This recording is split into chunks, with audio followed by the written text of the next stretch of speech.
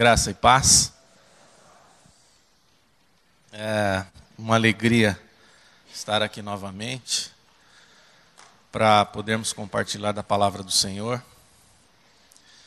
E eu gostaria de desejar um feliz Dia dos Pais a todos os pais que estão aqui.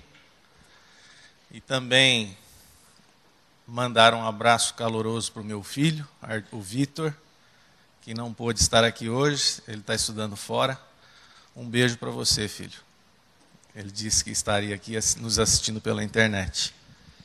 E um abraço a todos que também nos assistem. Vamos orar? Pai, nós te louvamos e te bendizemos. Glorificamos o teu nome e a pessoa do teu Filho Jesus Cristo. E rogamos a ti, ó Deus, pelo poder do teu Espírito, que o Senhor nos conduza nesta noite. E revele, Pai, a tua palavra aos nossos corações, porque sem ti nós nada podemos fazer. E é no nome dele, Pai, que nós oramos. Amém. No mês de abril, quando nós estivemos aqui, nós pudemos compartilhar a palavra com vocês a respeito da nossa justificação mediante a fé. E falamos um pouco aqui do que significa essa doutrina da justificação, que é uma doutrina muito importante, se não a mais importante de todas, porque ela fala exatamente da declaração que Deus faz a nosso respeito por intermédio da obra que Jesus Cristo realizou na cruz do Calvário, nos declarando inocentes, nos declarando justificados. Isso tudo acontece mediante a fé. E é evidente que, muito embora nós tenhamos conhecimento teórico a respeito do que vem a ser a questão da nossa justificação mediante a fé, o problema é saber o que é fé. E quando é que nós, de fato, estamos agindo com fé. Então, baseado nesse fato, eu gostaria de compartilhar um pouco aqui com vocês hoje a respeito do pai da fé. Hoje é dia dos pais e nós temos um pai que é nosso Deus. E nós temos na Bíblia um personagem que é o pai de todas as nações, que é conhecido como o pai de Israel, que é conhecido como o pai dos não-judeus, como o pai daqueles que creem, que é Abraão. E eu tive uma grata surpresa, eu não pude estar aqui hoje cedo, mas eu pude observar que no estudo de hoje de manhã o pastor Alexandre também falou a respeito de Abraão. E ele é um personagem que pode falar conosco de muitas maneiras. E tem alguns aspectos na vida dele que eu gostaria de compartilhar com vocês nesta noite. E será que Abraão, ele é uma figura importante tão somente para o povo judeu? Porque ele é conhecido como o pai da nação de Israel. Paulo, quando vai falar a respeito de Abraão, ele cita a figura dele por diversas vezes na epístola de Romanos. E também nós observamos que no primeiro versículo do Novo Testamento, em Mateus 1, no versículo 1, nós vemos ele sendo citado. E eu gostaria de ler com vocês. Mateus 1, versículo 1.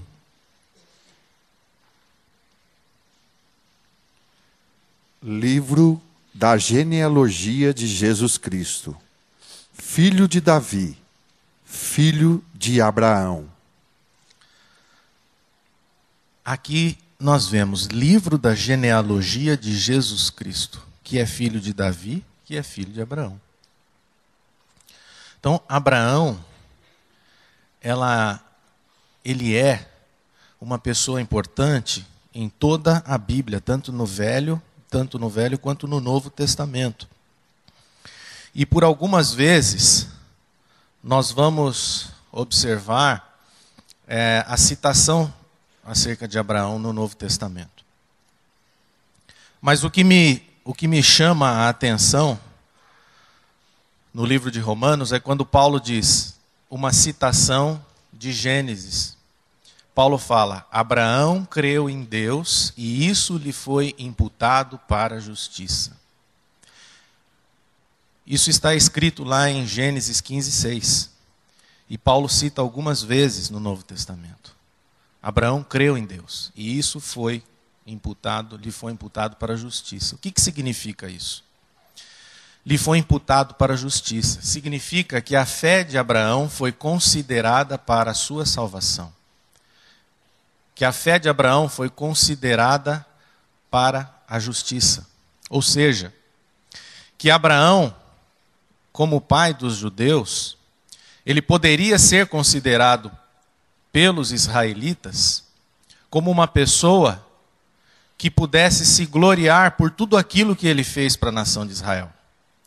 Mas Paulo repete uma citação que está lá no Velho Testamento, para dizer que de fato ele foi justificado, ele foi aceito por Deus pela sua fé. Paulo diz que ele teria muito do que se gloriar, porque ele realmente fez muitas coisas.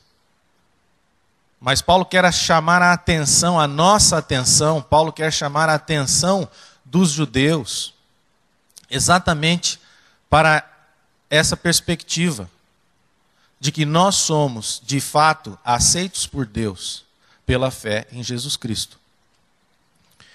E a primeira coisa que nós vemos aqui em Abraão, que eu anotei aqui, é a mudança do seu nome, né? Abraão era chamado Abrão, que significa pai exaltado. E depois Deus muda o seu nome para Abraão, que significa pai de muitas nações. Então, será que nós temos alguma coisa para aprender a respeito dele? Ou com ele? Eu queria que o Danilo lesse Gênesis 17:5.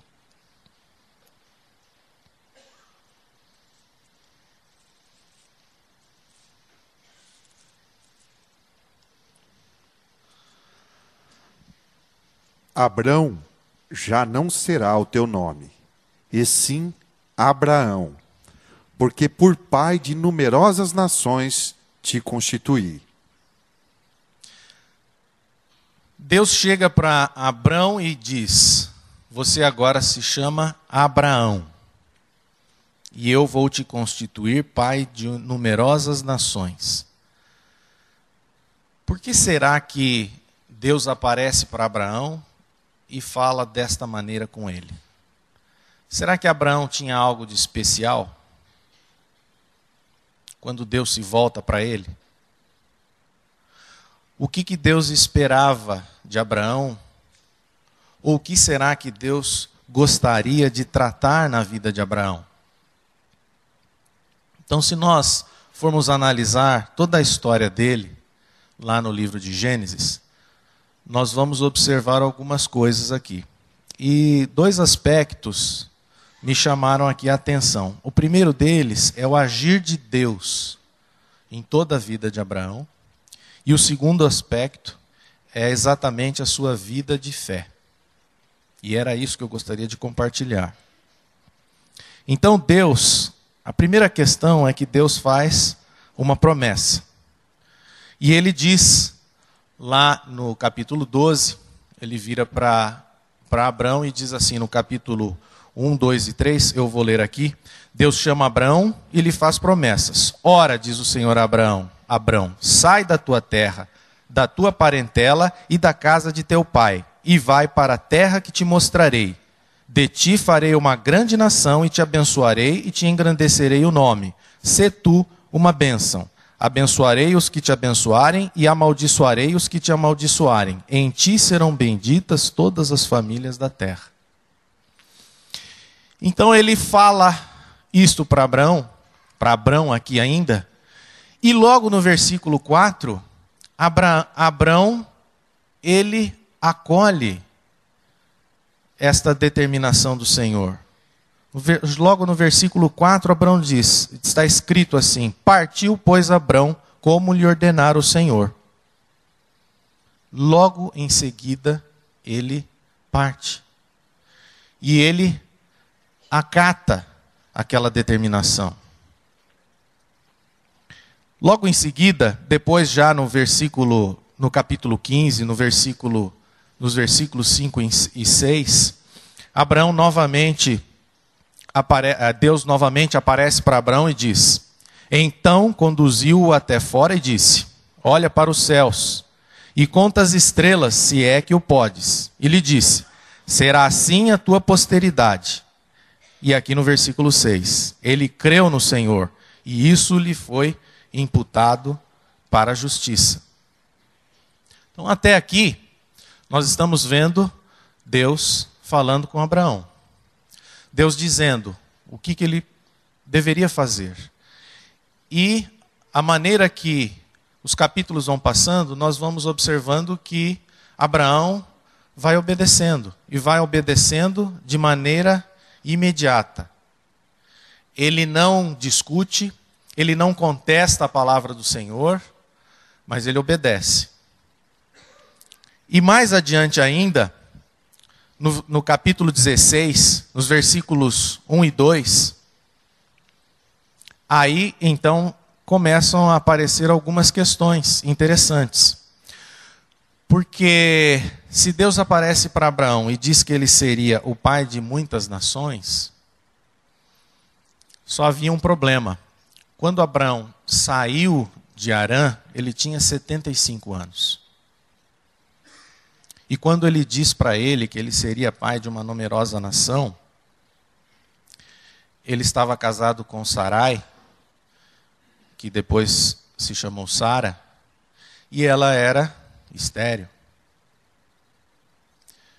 Então, Abraão, ele vai obedecendo a Deus, tudo que Deus determina a ele, ele faz, mas tinha só um detalhe: como fazer dele o pai de uma numerosa nação, sendo a sua mulher estéril? Mas o que chama a nossa atenção é que Abraão nunca contestou Deus. E nós, várias vezes, quando Deus fala conosco, nós temos a tendência de olhar para as circunstâncias e argumentamos com Deus. E tentamos discutir com Ele: Senhor, será que Tu não estás errado a meu respeito? Será que esse plano que o Senhor determinou para mim, isso que o Senhor está pretendendo agir comigo, será que o Senhor não está errado? E nós agimos achando que agimos também com fé. Só que a fé, ela não olha para as circunstâncias. Essa é a primeira questão que eu gostaria de levantar aqui com vocês. Abraão nunca levantou esta circunstância da sua esposa ser estéril. Mas, o que acontece aqui em Gênesis 16, 1 e 2? A mesma coisa que acontece conosco. Nós queremos dar um jeito nos planos de Deus na nossa vida. Então Deus tem um plano determinado, Deus tem uma proposta para nós, e ao invés de nós obedecermos a Deus, nós muitas vezes queremos dar um jeitinho para Deus. E é o que Sara fez aqui. Você poderia ler, Danilo, por favor? Ora, Sarai, mulher de Abrão, não lhe dava filhos. Tendo, porém, uma serva egípcia, por nome de Agar, disse Sarai a Abrão: eis que o Senhor me tem impedido de dar à luz filhos. Toma, pois, a minha serva, e assim me edificarei com filhos por meio dela. E Abrão anuiu ao conselho de Sarai. Olha aqui.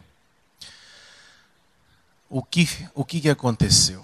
Bom, se o Senhor vai fazer de você, Abrão, meu marido, o pai de uma grande nação, e eu sou estéril, nós precisamos dar um jeito nisto. Nós precisamos resolver esta parada aqui. E eu tenho a solução. E o Abrão, né, eu não posso dizer que ele era inocente, mas aqui ele disse, amém. E ele seguiu o conselho da sua esposa. Né? Bom, e o que aconteceu? Aqui, vocês observem que aqui é o capítulo 16. Mas no capítulo 15, nós já havíamos lido que Abraão creu em Deus e isto lhe foi imputado para a justiça. Isso já estava escrito. Deus já sabia que Abraão era um homem de fé. Mas mesmo Abraão sendo um homem de fé, ele ainda fazia algumas trapalhadas. Mesmo sendo considerado o pai da fé, ele era incrédulo. Porque se ele fosse uma pessoa totalmente crédula, ele jamais teria atendido ao conselho da sua mulher. Talvez ele teria dito para ela, Sarai, o que é isso, mulher? Você está louca? O Senhor vai resolver isso. Mas não.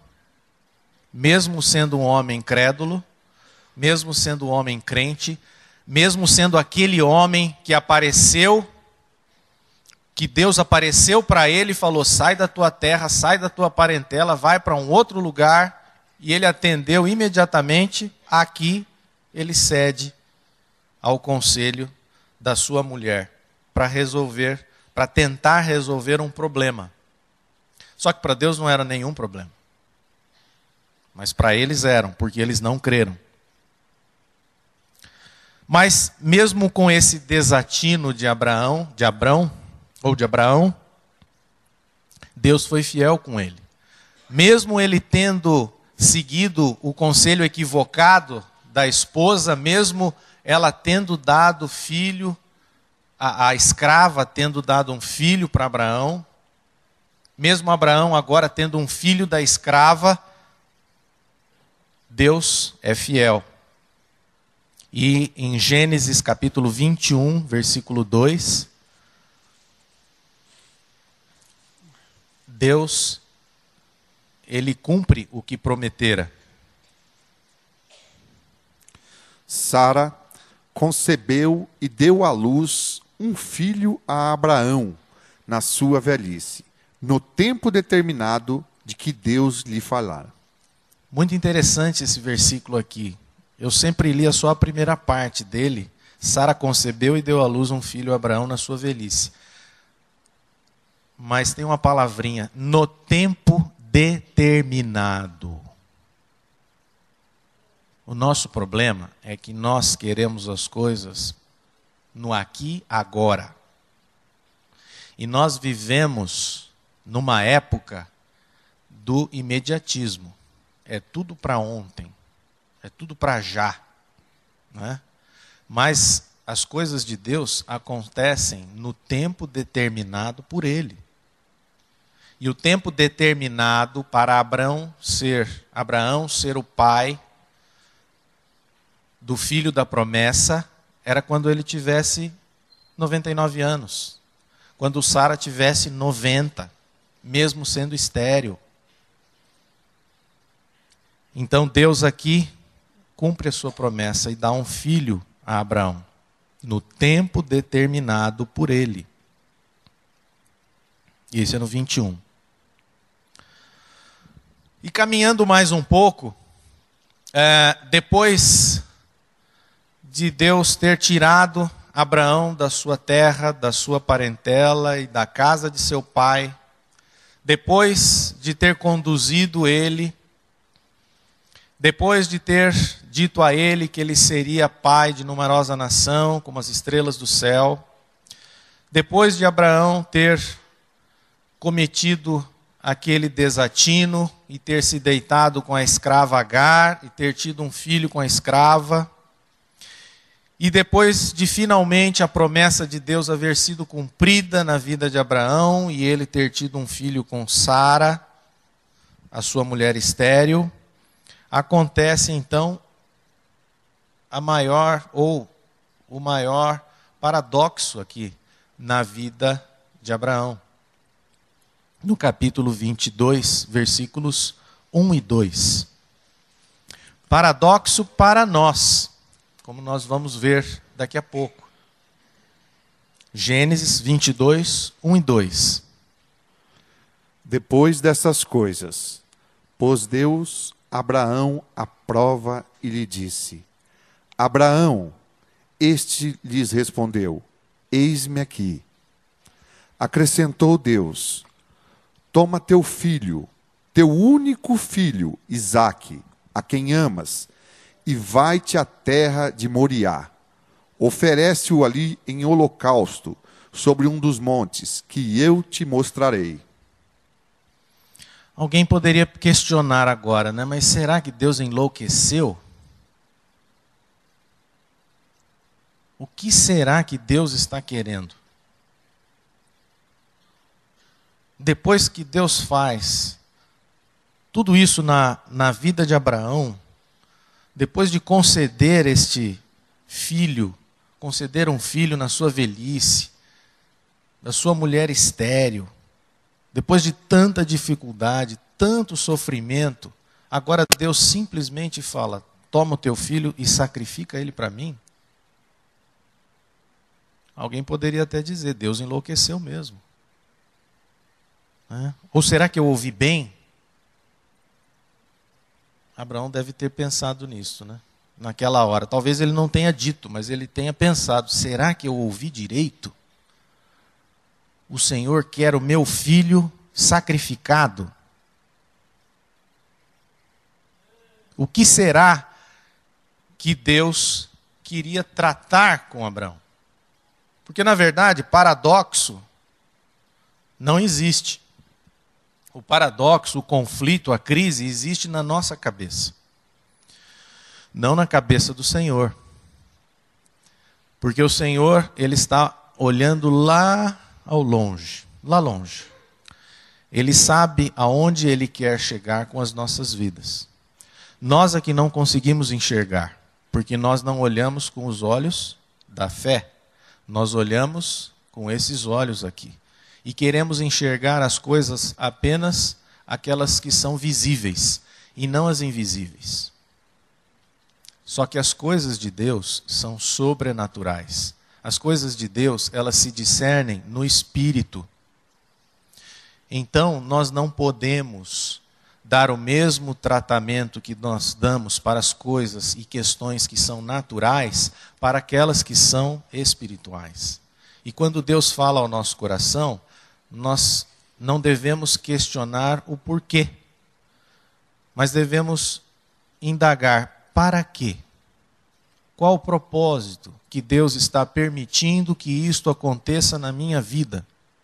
Porque se você tem a sua vida realmente dedicada ao Senhor, se você tem a sua vida verdadeiramente consagrada a Deus, Ele está no controle da sua vida. Amém.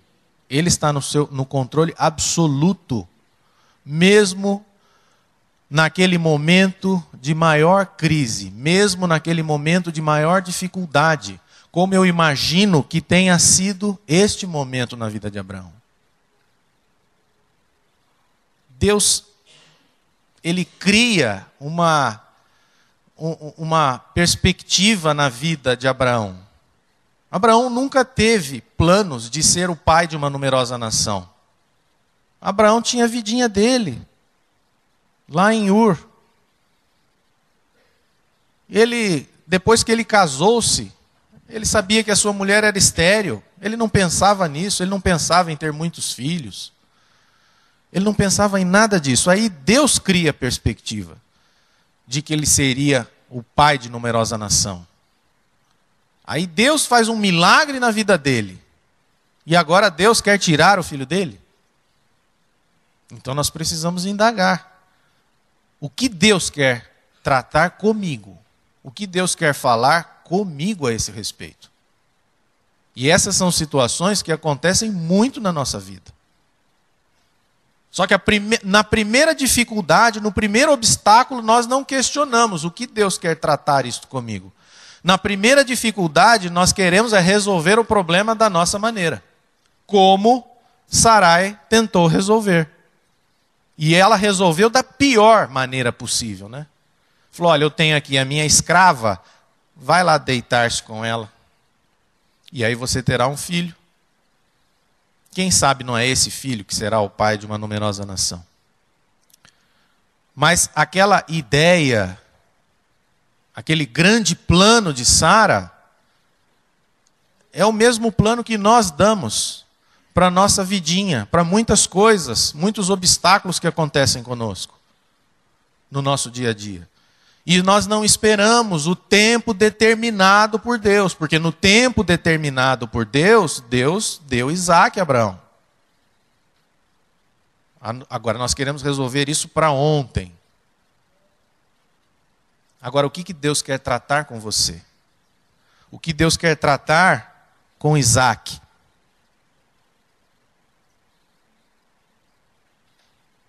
Eu coloquei algumas coisas aqui. A primeira delas, né? Eu creio que o que Deus queria era o coração de Abraão. Deus falou assim, eu vou te fazer o pai de uma numerosa nação.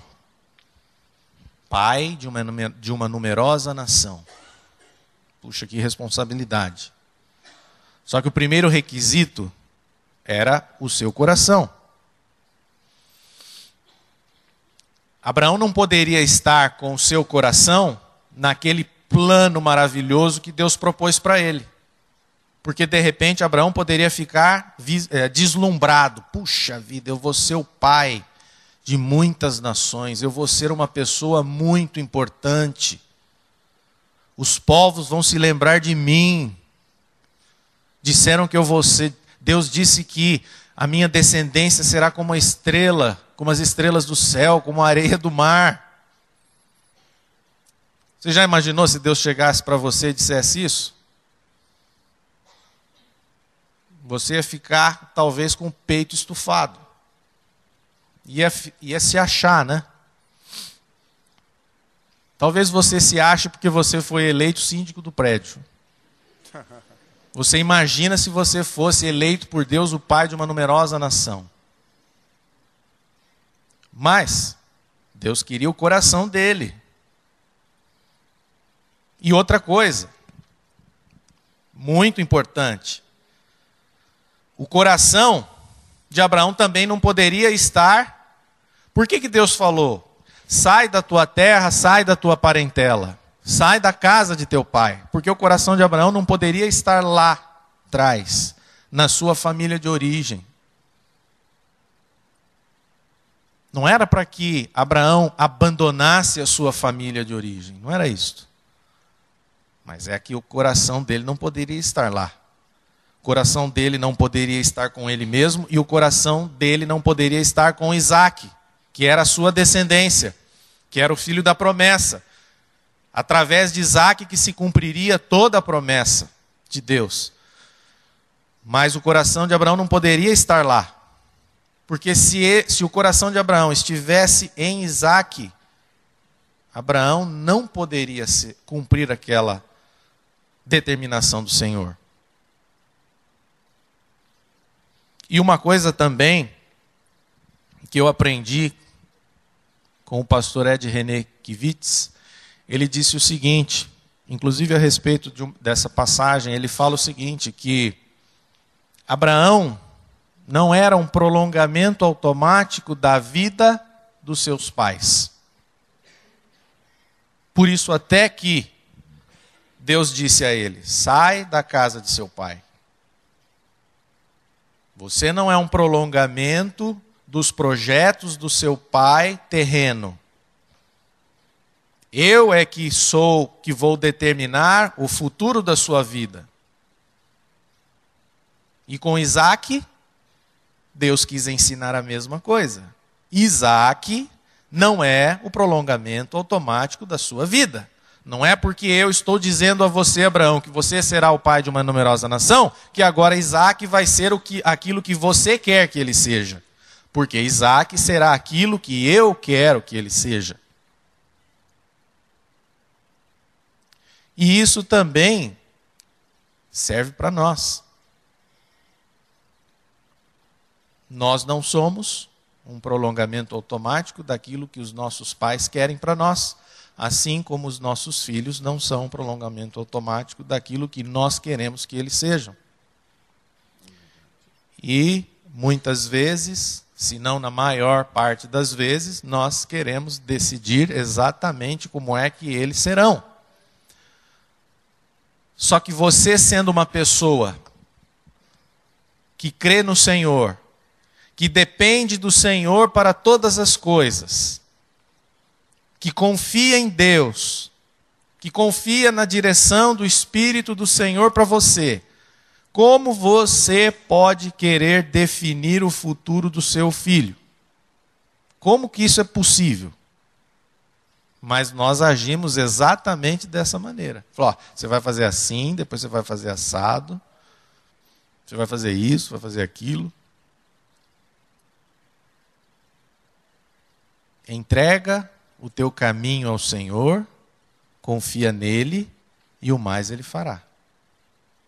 E nós temos que entregar o nosso caminho para o Senhor e nós temos que entregar o caminho dos nossos filhos ao Senhor. Porque é Deus quem vai escrever a história deles. Como é Deus quem vai escrever a nossa história. Nós não escrevemos a história de ninguém. Nós apresentamos os nossos filhos a Deus, na esperança de que Deus dirija a vida deles.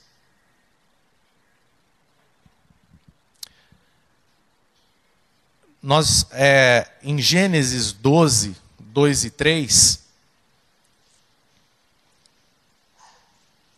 está escrito assim, eu vou ler aqui, Danilo, porque eu vou acrescentar o eu, que está suprimido.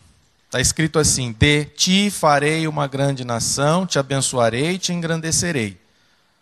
Porque está escrito aqui, de ti eu, Deus, farei uma grande nação.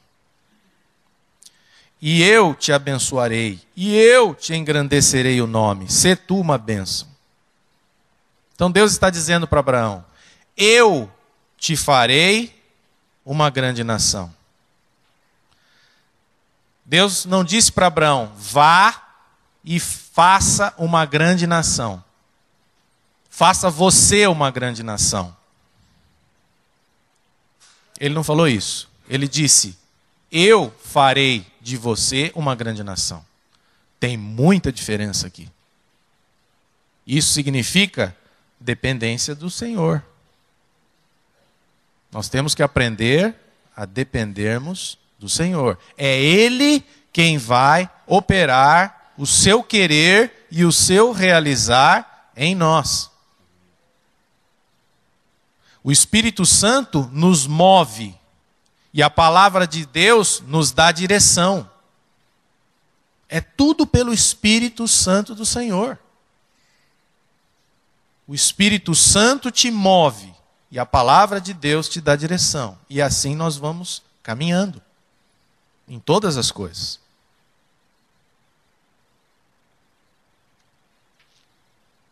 É por isso até eu lembrei aqui quando eu estava escrevendo que nós consagramos os nossos filhos a Deus. Aqui na igreja, quando as crianças, os bebês nascem, né, nós trazemos aqui e consagramos as crianças a Deus. Por quê? Porque elas pertencem a Deus. E você tem que consagrar os seus filhos a Deus. E não querer dirigir a vida deles. Ou nós queremos que nossos filhos sejam dirigidos por Deus, ou só tem essa opção. Eu não vejo outra opção. É que nós não temos, é que nós não confiamos no Senhor. Então nós não deixamos, nós ficamos segurando. Nós não queremos deixar que Deus haja na vida deles. O outro aspecto que eu gostaria de falar aqui, o primeiro foi este. O segundo aspecto é a respeito desta fé de Abraão. Então eu gostaria de ler Romanos capítulo 4, versículos 1 a 3.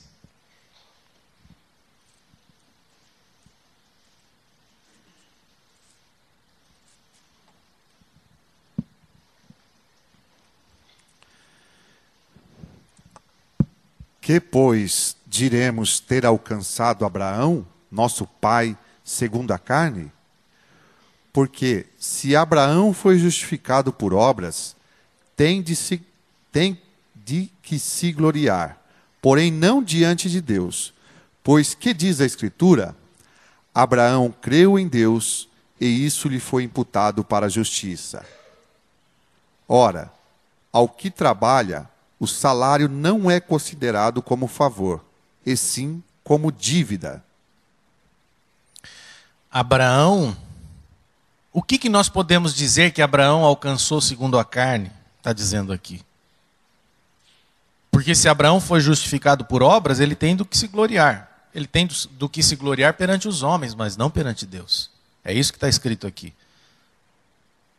E aí ele diz, pois que diz a Escritura, Abraão creu em Deus e isso lhe foi imputado para a justiça. O que interessa aqui na vida de Abraão é o fato dele haver crido em Deus, confiado na sua palavra.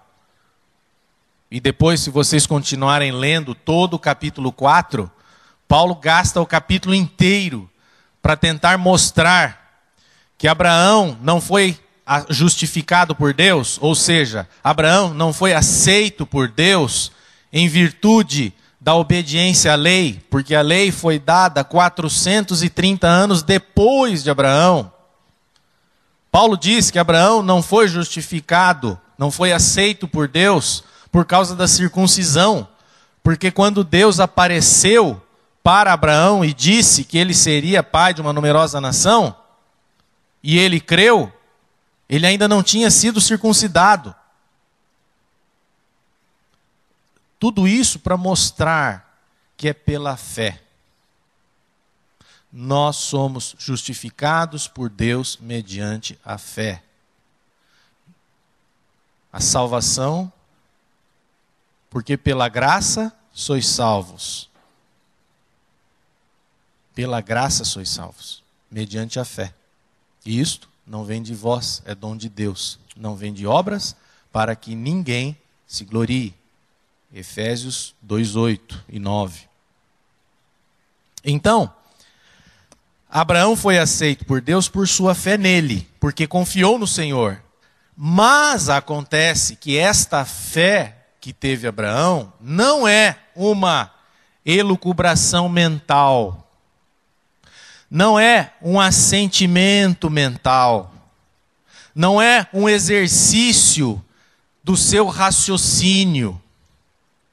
É algo muito maior do que isto. E é isso que nós precisamos compreender. Esta fé que teve Abraão não é apenas um exercício do seu pensamento, mas é algo real e algo verdadeiro. É uma fé que saiu do seu coração, uma fé que vai para a mente e materializa-se em ações. Não é algo que fica no nosso subjetivo. A fé que teve Abraão não é uma fé que ficou no seu subjetivo.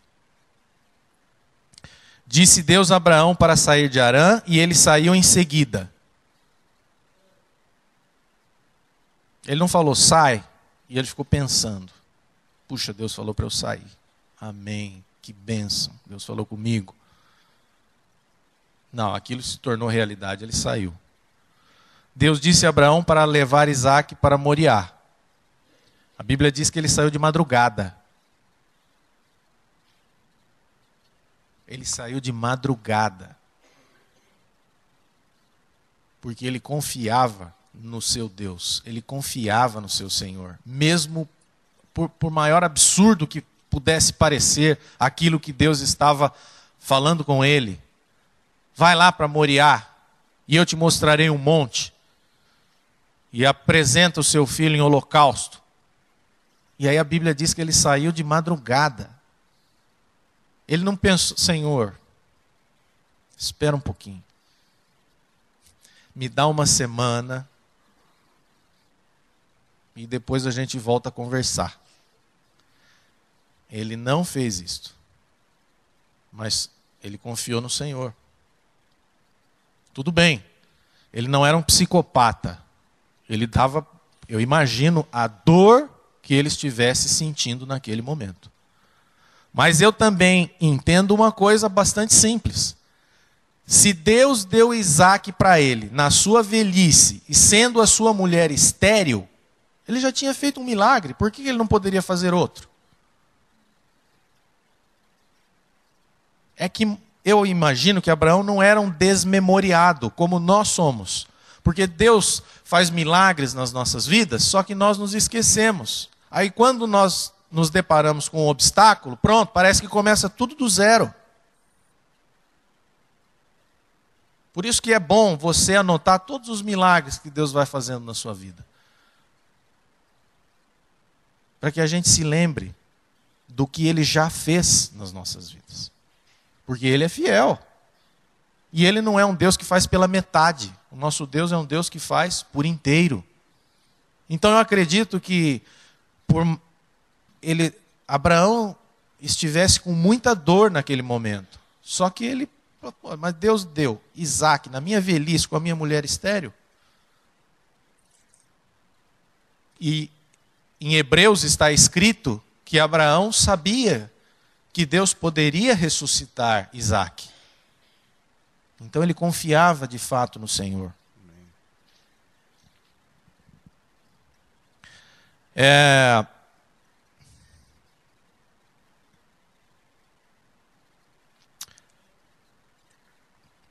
Paulo diz em Romanos 4,3, Abraão creu em Deus e isso lhe foi imputado para a justiça. Ele está repetindo Gênesis 15,6. Ele creu no Senhor e isso lhe foi imputado para a justiça. Para demonstrar que Abraão foi justificado pela fé. Mas se Abraão foi aceito por Deus pela fé e não pelas obras, por que Deus diz em Gênesis 22:12? Vejam bem, Deus disse, Paulo diz lá em Romanos 3, Abraão creu em Deus e isso lhe foi imputado para a justiça. Depois, Gênesis, é a repetição de Gênesis 15:6. Mas por que em Gênesis 22:12 nós lemos o que o Danilo vai ler para nós? Então lhe disse, não estendas a mão sobre o rapaz e nada lhe faças, pois agora sei que temes a Deus, porquanto não me negaste o filho, o teu único filho.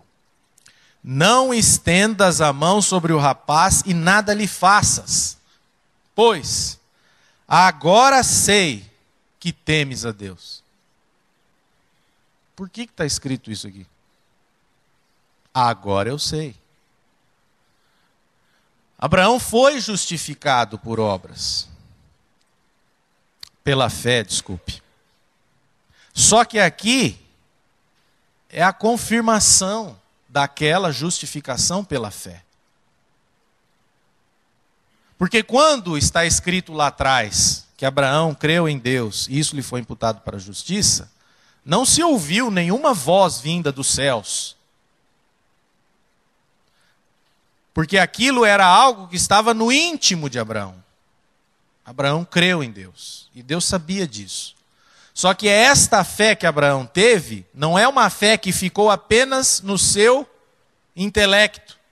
Não é uma fé que ficou apenas no âmbito da sua mente.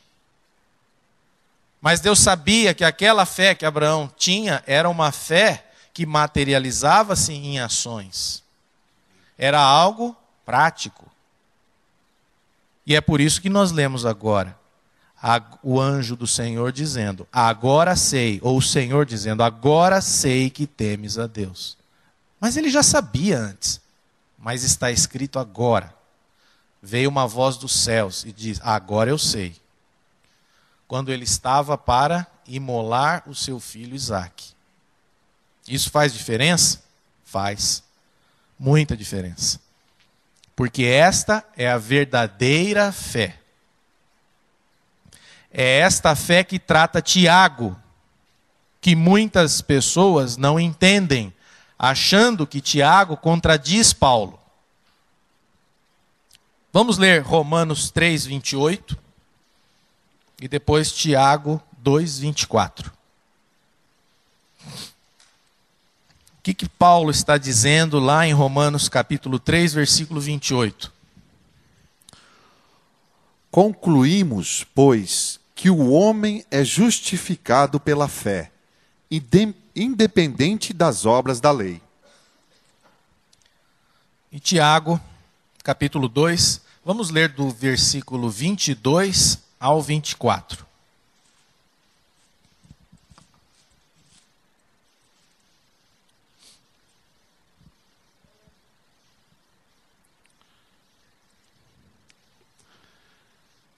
Vês como a fé operava juntamente com as suas obras?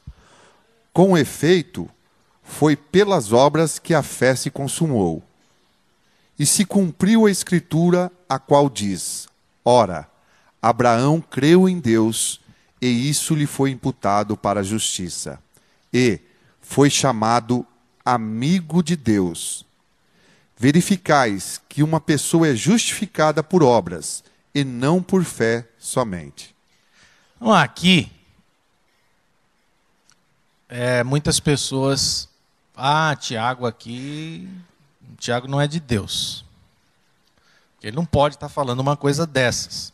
Paulo já disse lá em Romanos 3, 28, que o homem é justificado pela fé independentemente das obras da lei. Como é que Tiago agora está dizendo uma coisa dessas?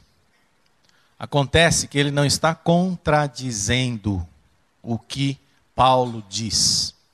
Ele está complementando o que Paulo diz. E ele usa exatamente a passagem de Abraão.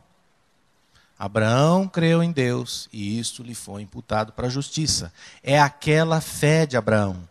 É a fé que depois se materializou-se. É uma fé que levou, que conduziu Abraão até o monte para imolar o seu filho Isaque. É esta a fé. É uma fé verdadeira. Por que isso? Qual que era, na época aqui, a grande dificuldade que Tiago via de pessoas que diziam que tinham uma fé, mas era algo da boca para fora. Uma fé que as pessoas diziam o seguinte, bom, eu creio, eu sou crente e agora eu faço o que eu quiser da minha vida. Amados, nós precisamos ter coerência, porque o Evangelho, a palavra de Deus, ela é coerente. Você não pode dizer que crê na palavra do Senhor e viver de uma maneira incoerente com a própria palavra do Senhor. Agora, aqui não está escrito em nenhum lugar que nós somos salvos por meio das obras. E aí, essa é a outra confusão que fazem a respeito desta passagem. Em nenhum lugar nós vemos isso. Que fique bem claro que nós somos justificados por meio da fé na obra redentora de Jesus Cristo. Você é salvo não por aquilo que você faz, você é salvo por aquilo que Jesus Cristo fez. Você é salvo pela vida de obediência, pela morte, pelo sepultamento e pela ressurreição de Jesus Cristo. Por isso que você é salvo. Quando você crê mediante a fé nesta obra. Quando você crê que você também espiritualmente morreu naquela cruz com Jesus Cristo. Quando você crê que você morreu e que quando você morreu, o seu velho homem foi ali crucificado e que quando Jesus Cristo ressuscitou, ele deu a você uma nova vida. Mas ele deu a você uma nova vida não para que você agora continue vivendo no meio do pecado. Ele deu uma vida nova para você. Então, viva com essa nova perspectiva de que você tem uma nova natureza, que é a natureza de Cristo. Então não adianta você dizer, eu creio que eu morri e ressuscitei com Jesus Cristo. Mas você vive numa vida de pecado. Veja bem, o que eu estou querendo dizer é que se isso estiver acontecendo, você precisa parar, pedir a Deus para Ele revelar essas verdades ao seu coração. Será que tem alguma coisa errada comigo? Porque se eu verdadeiramente morri naquela cruz com Jesus Cristo, e eu ganhei uma nova natureza, que é a natureza de Cristo, a natureza de Cristo vai fazer diferença na minha vida. E se ela vai fazer diferença na minha vida, e eu não estou vendo, então eu vou clamar ao Senhor para que o Espírito do Senhor me traga revelação a esse respeito. É a única coisa que eu posso fazer. Porque não adianta você então, ao invés de voltar-se para Deus, voltar-se para si e falar assim, bom, como eu não estou vivendo a vida de Cristo, então agora eu vou viver. Você não tem condição de fazer isto. Porque é Deus quem efetua em você o querer e o realizar. Então não adianta você ter o diagnóstico e agora resolver. Não, agora eu vou dar um jeito. Assim como Sara resolveu dar um jeito. Você não vai dar jeito nenhum. Porque aí você vai para um outro lado. Primeiro você estava iludido achando que estava crendo com uma fé verdadeira. Aí você vai para um outro oposto. Que você vai tentar se salvar. Através do seu esforço, através do seu agir. Mas não é o seu agir quem vai fazer a diferença, mas é o agir do Senhor que vai fazer diferença na sua vida. Então a única coisa que nós podemos fazer é nos voltar para Deus e clamar por misericórdia, para que o Espírito dele venha trabalhar na nossa vida e tornar realidade aquilo que está na palavra de Deus. O que é tornar realidade? Senhor, eu não quero mais viver uma vida de pecado. Eu não quero mais viver neste chiqueiro. Eu não quero mais. É o Senhor, então, Senhor, faz alguma coisa em mim. Faz uma obra em mim. Me tira daqui. Quando alguém está se afogando, a pessoa não pode falar o seguinte, oh meu Deus, estou me afogando, vou me salvar. Existe isso? Se você está se afogando, alguém precisa te salvar. É a mesma coisa. Você não consegue se salvar. Isso não existe. Agora a fé é esta fé verdadeira aqui. Então não há nenhuma contradição entre Tiago 2:24 e Romanos 3:28. Eu gostei de uma expressão que o Macintosh fala, ele diz assim, não é que Paulo e Tiago estão frente a frente um ao outro, estão contestando os seus argumentos entre si. Não, Paulo e Tiago estão de costas um para o outro, se opondo aos opositores da justificação pela fé. Eles estão unidos, um de costas para o outro, se opondo a todos os demais que se opõem à justificação mediante a fé. Eles estão juntos. Aliás, como que alguém poderia dizer que Paulo e Tiago estão em contradição, sendo que quem os inspira é o Espírito Santo do Senhor? É a mesma coisa que você dizer, Deus ele está se contradizendo aqui. Como que Deus pode se contradizer? Paulo foi inspirado pelo Espírito Santo. E Tiago também. Eles estão escrevendo sob a direção do Espírito. Então não há nenhum conflito aqui. O que Tiago está dizendo aqui é para tomarmos cuidado com aquela fé que não passa de mera especulação mental. A verdadeira fé tem somente um objeto. A verdadeira fé tem um objeto. Qual é este objeto? Qual é o único objeto da fé verdadeira? Jesus Cristo. E esse crucificado.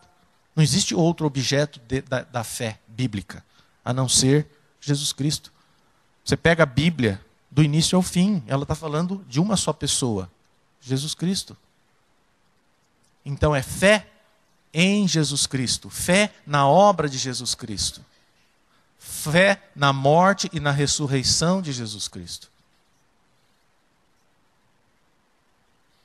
Ou você confia em Deus por intermédio de nosso Senhor Jesus Cristo, ou você está confiando em Deus só que por seu intermédio, por suas ações, por seu esforço e por seu mérito. Não tem outra alternativa. Ou nós cremos em Deus por intermédio de Jesus Cristo, ou nós cremos em Deus por nosso intermédio. Só que se nós estivermos crendo em Deus por nosso intermédio, nós estamos completamente perdidos.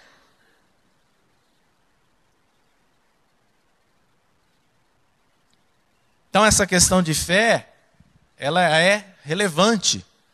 Mas como é algo, fé é alguma coisa que nós não vemos, nós precisamos olhar para as Escrituras e buscar, talvez, esse entendimento em pessoas que tiveram fé. E Abraão foi uma delas. Esse foi um homem de fé. Não adianta você simplesmente dizer que crê em Deus. Tiago 2,19. O que diz Tiago 2,19? Crês tu que Deus é um só? Fazes bem. Até os demônios creem e tremem. É esta fé que você tem? É esta fé que eu tenho? Crer em Deus? Até os demônios creem e tremem. Só que eles não se submetem a Deus. Eles não fazem a vontade de Deus, mas eles creem em Deus. E Jesus também nos alertou a esse respeito desta fé inoperante, ou desta fé morta. Lá em Mateus, capítulo 7, versículos 19 a 23. Uma palavra dura também. Mas é uma palavra que nos chama a atenção. Para não vivermos na superficialidade das coisas. Você não foi chamado para viver superficialmente. Você foi chamado para gozar das riquezas que existem em Cristo Jesus. Porque você já, só um parênteses aqui, você já parou para pensar como logo depois daquele incidente, então visualiza, Abraão sobe com o coração apertado para imolar seu filho Isaque em obediência a Deus. Naquele momento ele levanta o braço para imolar o seu filho, aparece o anjo, segura sua mão e diz: agora sei que temes a Deus. Ele olha para o lado, vê um animal, e se cumpre aquilo que Abraão havia dito para Isaque no caminho do monte, quando ele falou: o Senhor proverá. Estava lá o animal, ele sacrificou. E você já imaginou como é que Abraão desceu o monte com Isaque? Qual é a sensação que Abraão teve enquanto descia o Monte Moriá, junto com seu filho Isaque? Já parou para pensar? A felicidade que Abraão tinha naquele momento, a felicidade de Isaque, os dois descendo, aquilo deve ter enchido o coração. E qual era, naquele momento, a sua relação com Deus? Ele devia estar dizendo: Deus é maravilhoso. Deus é muito bom. Deus é tremendo. Mas como que ele experimentou? Como que ele teve essa experiência? Porque a fé dele foi provada. Não ficou só na sua cabecinha. Aquilo se materializou. E a sua fé foi provada. Então, nós vamos experimentar uma dimensão diferente no nosso relacionamento com Deus quando a nossa fé for provada também. Enquanto você fica apenas na teoria, nós vamos ficar só como teóricos. E não vai acontecer nada. Deus quer que você experimente as riquezas que Ele tem para vocês. As riquezas que Ele tem preparado no nosso dia a dia. Quando chega um obstáculo e você se coloca diante do Senhor, Jeová Jirê, é Jeová Jirê? O Deus provedor? E você, quando você testifica o provimento de Deus na sua vida, eu fiquei extasiado e fiquei imaginando como que deve ter sido aquela descida do Monte Moriá. A alegria de Abraão e a alegria de Isaac. Agora, como que ele poderia ter experimentado aquele êxtase se ele não tivesse passado por essa provação e exercitado a sua fé? Jamais ele teria passado. Aí alguém ia apenas contar para ele. Aí ele ia falar: ah, legal, entendi e tal. Só teoria. Vamos ler então? Mateus 7, 19 a 23. Toda árvore que não produz bom fruto é cortada e lançada ao fogo. Assim, pois, pelos seus frutos os conhecereis. Nem todo o que me diz, Senhor, Senhor, entrará no reino dos céus, mas aquele que faz a vontade de meu Pai, que estás nos céus. Muitos naquele dia hão de dizer-me: Senhor, Senhor, porventura não temos nós profetizado em teu nome, e em teu nome não expelimos demônios, e em teu nome não fizemos muitos milagres? Então lhes direi explicitamente: nunca vos conheci. Apartai-vos de mim, os que praticai a iniquidade. Misericórdia. Nunca vos conheci. Ah, mas você não disse Senhor, Senhor, você não expeliu demônios. Nunca te conheci. Senhor, mas eu fiz tanta coisa. Senhor, mas eu trabalhava lá no ministério. Nunca te conheci. Porque aqui no versículo 21 diz assim: nem todo o que me diz Senhor, mas logo diz, mas aquele que faz a vontade de meu Pai. Então são duas coisas que andam juntas.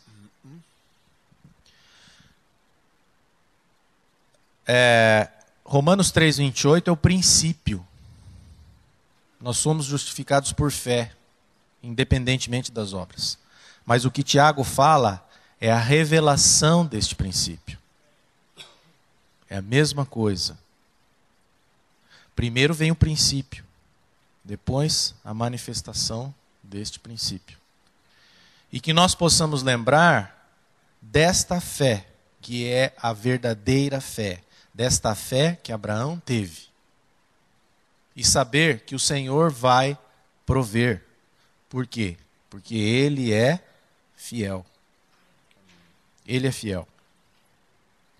Só para encerrar, consagre a sua vida a Deus e a vida de seu filho também, crendo com a mesma fé que teve Abraão, que Deus é o único que pode fazer de nós homens de verdade segundo o seu propósito.